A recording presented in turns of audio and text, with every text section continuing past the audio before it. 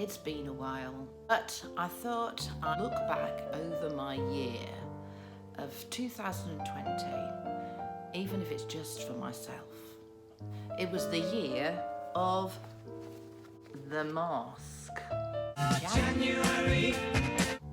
Yeah, it was one of the few months that you were allowed to see. It came flying in full of hope and excitement.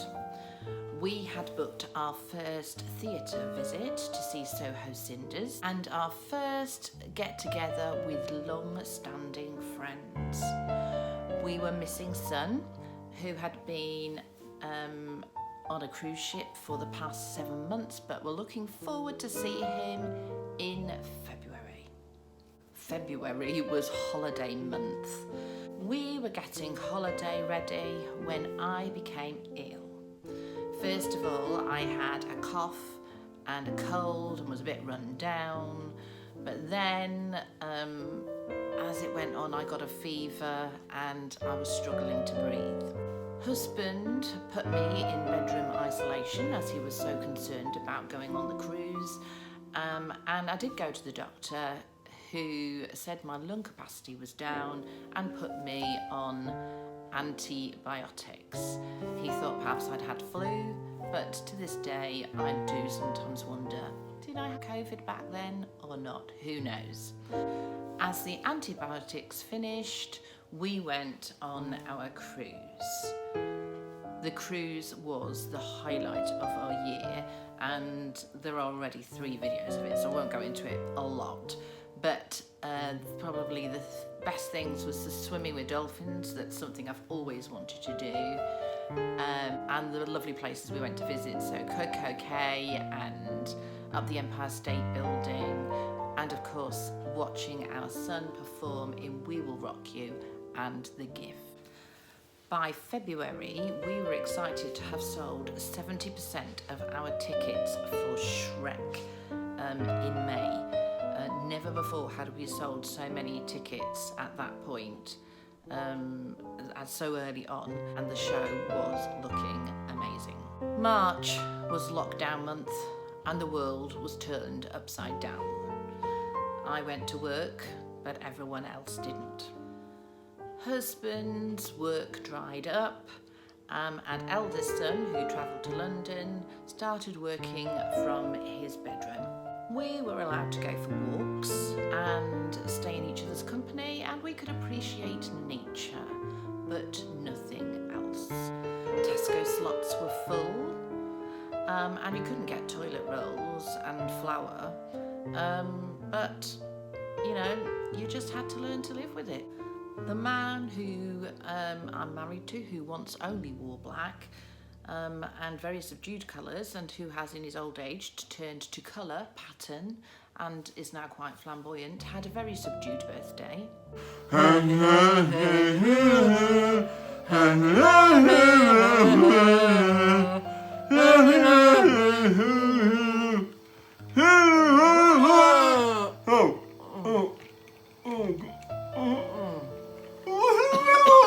The ship that our son was on cancelled all passengers, and we thought he was coming home early. Unfortunately, the bridge officers were put into quarantine after coming into contact with somebody who had the virus, so the ship couldn't go into port, and eventually all the entertainment crew were put into isolation in the guest cabins.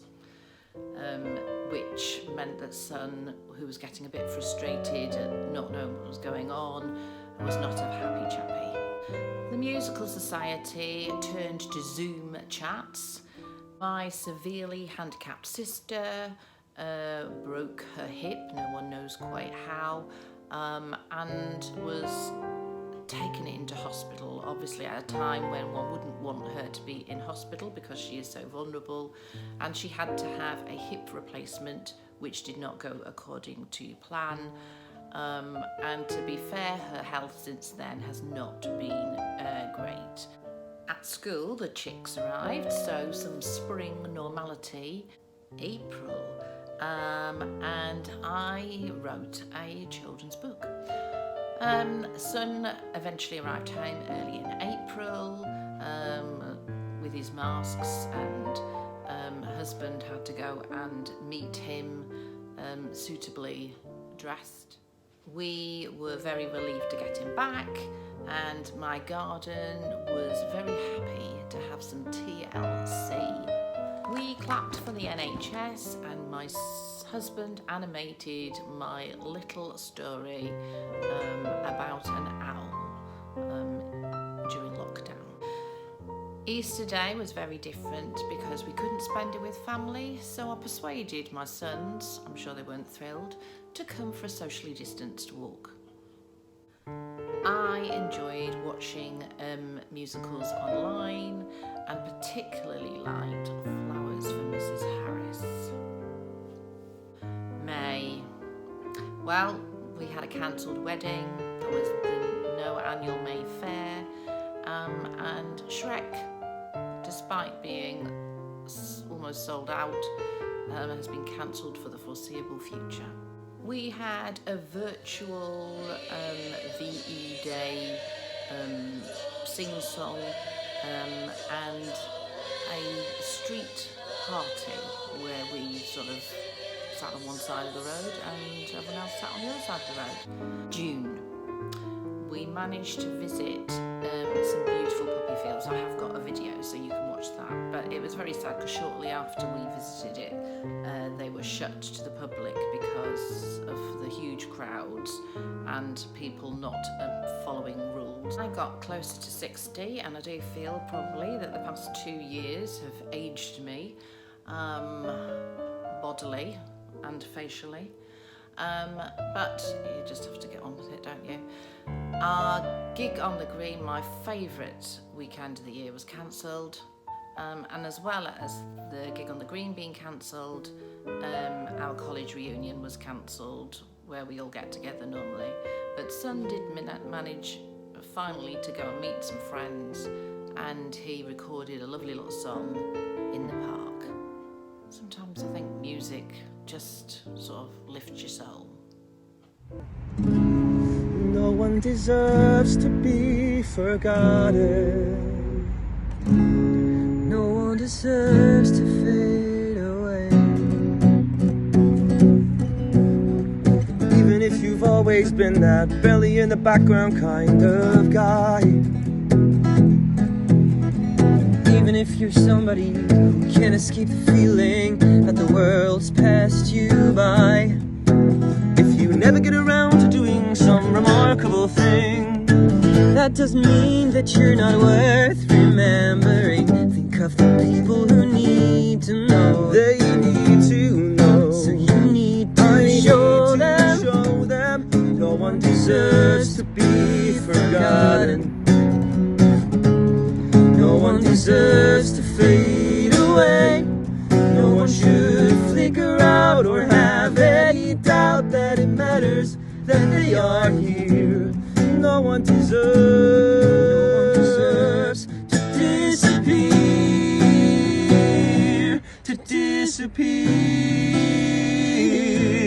disappear. July. Oh, well, Son's husband is not getting on well with wearing a mask. He's finding it tricky to find one that fits. But a kind friend then sent us several over. Son's college year recorded a song which was lovely, but you know, it's sad that the theatre and performing world is really in crisis at the moment, because none of them can see when they will get work ever again. We were young and having fun, playing all our cares away, oh play, oh play.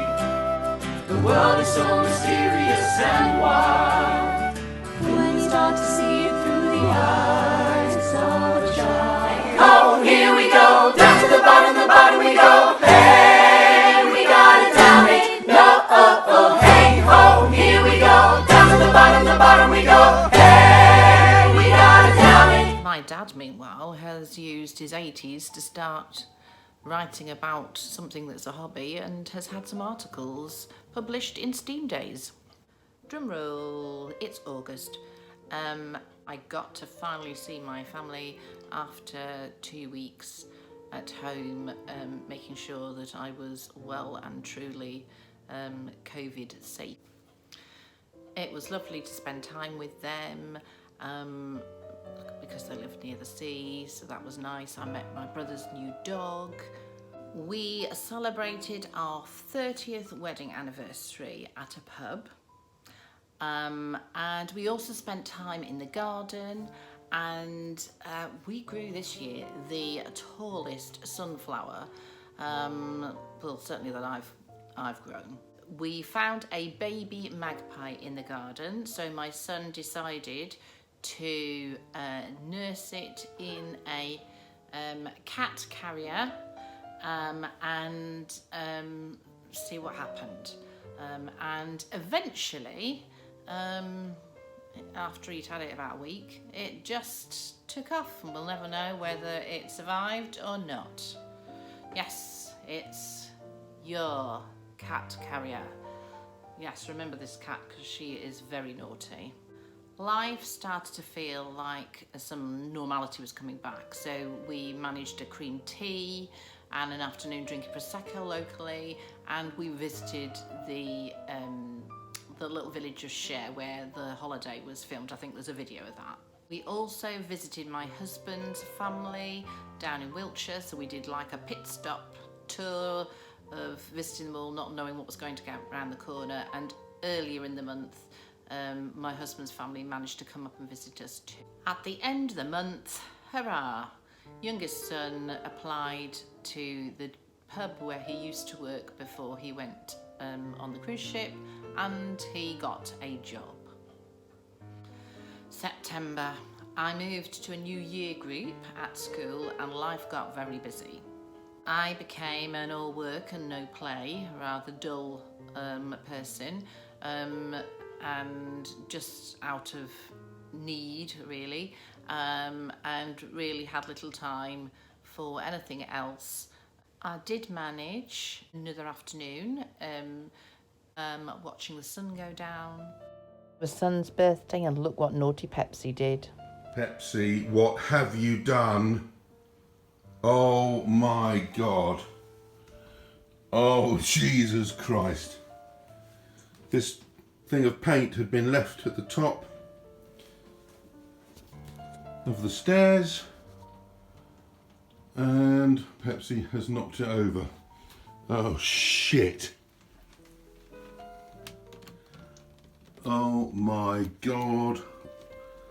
Right, well, I better get to clearing it all up. Christ almighty, and Fiona's on her way home. Oh. October. It was my other son's birthday. We managed a Halloween trip wearing masks round the garden centre, and we've got our stairs filled in.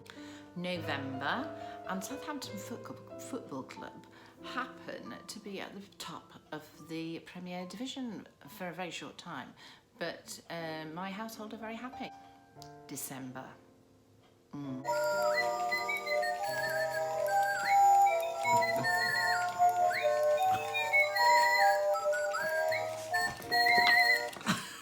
No pantos, no plays,